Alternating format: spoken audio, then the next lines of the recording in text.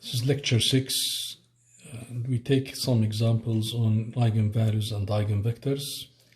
As the procedure for calculating eigenvalues and eigenvectors, we form the shifted matrix A minus lambda I times x equals 0.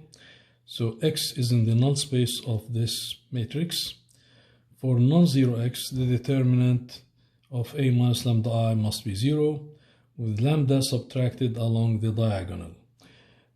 Now, the determinant of A minus lambda I equals 0 starts with lambda to the n when expanded, starts with lambda to the power of n or minus lambda to the n. It is a polynomial of degree n in lambda. Next, we find the roots of this polynomial. The n roots are the eigenvalues of A. For each eigenvalue, solve the system A minus lambda I times x equals 0 to find the eigenvectors in the null space of this matrix. The eigenvectors are a basis for the null space of the shifted matrix. Example 1. The projection matrix P, which is 0.5, 0.5, 0.5, 0.5, has eigenvalues 0 and 1. So the eigenvalues are found from determinant of A minus lambda I, and we find the characteristic polynomial, which simplifies to lambda minus 1 equals 0. So we have two roots, lambda 1 equals 0 as the first eigenvalue, and lambda 2 equals 1 is the second eigenvalue. The eigenvectors for lambda 1 equals 0, we substitute in A minus lambda I, lambda equals 0, and solve this equation. If we eliminate below the first pivot, we get a row of zeros. So x12 is a free variable, and we can write it in this form. We can take this to be minus 1 and x11 to be plus 1.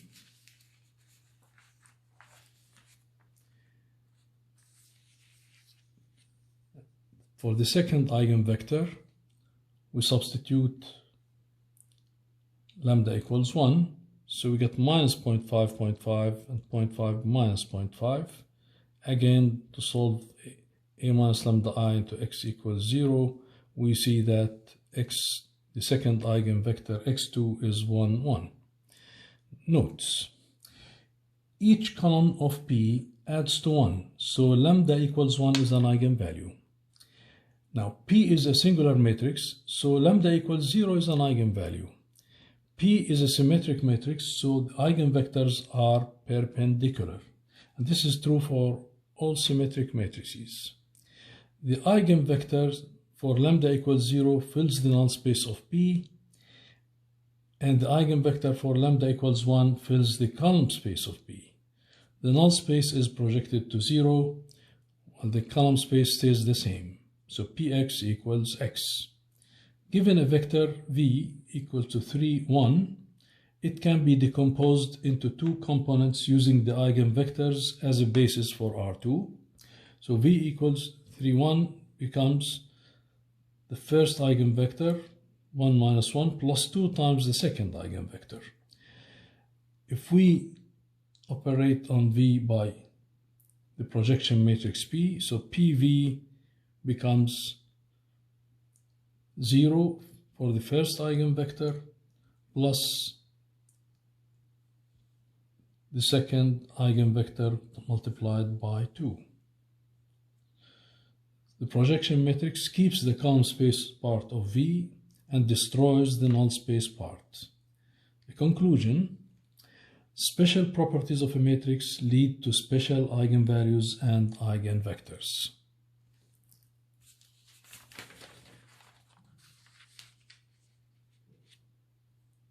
Example 2, take the reflection matrix R, which is 0, 1, 1, 0. This has eigenvalues 1 and minus 1. So R minus lambda I, take the determinant, becomes lambda squared minus 1 equals 0. So lambda equal to plus or minus 1. So the first eigenvalue is lambda 1, the second is minus 1. We calculate the eigenvectors. So we see that the first eigenvector is 1, 1, and the second eigenvector is 1, minus 1. you notice that they are the same eigenvectors as for the projection matrix. However, the two matrices give different projections. So if we look at this diagram here, for the projection onto a line, okay, we have a vector x, okay, and two eigenvectors x1 and x2 which are perpendicular. So the projection matrix will project the first vector or x2, this 1 minus 1, it will be projected to 0. And the second eigenvector, or the first, which is 1, 1, will stay the same. Okay, so we come here to this point. This is Px, it's along x1. But for the projection matrix,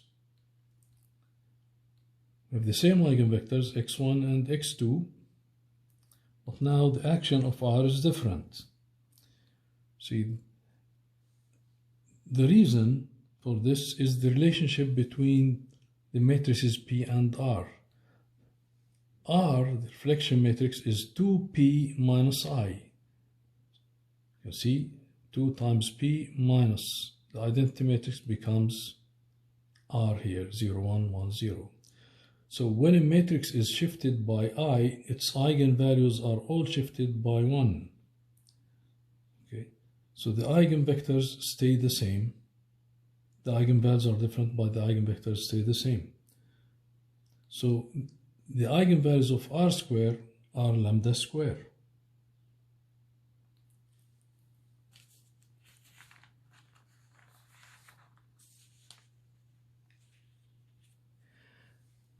Third example, take A equal to 1, 2, 2, 4, which is also a singular matrix.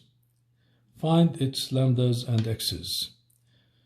When A is singular, determinant of A equals 0, then lambda equals 0 is one of its eigenvalues. So the eigenvalues are found from A minus lambda I.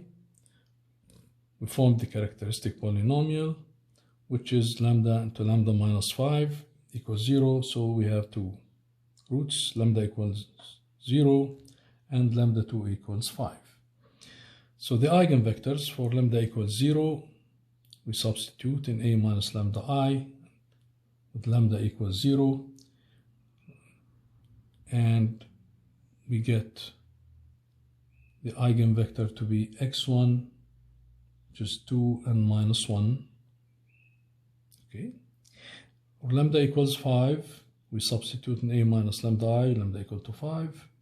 We get this matrix, minus 4, 2, 2, minus 1. And eliminating below the first pivot, we get a row of zeros. So from the first row, the equation will be satisfied by x2 equal to 1, 2. Now notice that x1 transpose times x2 equals 0. 2, 1. So 2 minus 2 equals 0. Okay, so they are orthogonal.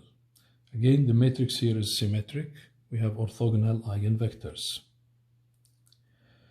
As a summary, to solve the eigenvalue problem for an n by n matrix, first compute the determinant of A minus lambda I. The determinant is a polynomial of degree n in lambda, which is the characteristic polynomial. We call it the characteristic polynomial. Then find the roots of the characteristic polynomial. The n roots are the n eigenvalues of A. For each eigenvalue, solve A minus lambda I times x equals 0 to find the eigenvectors.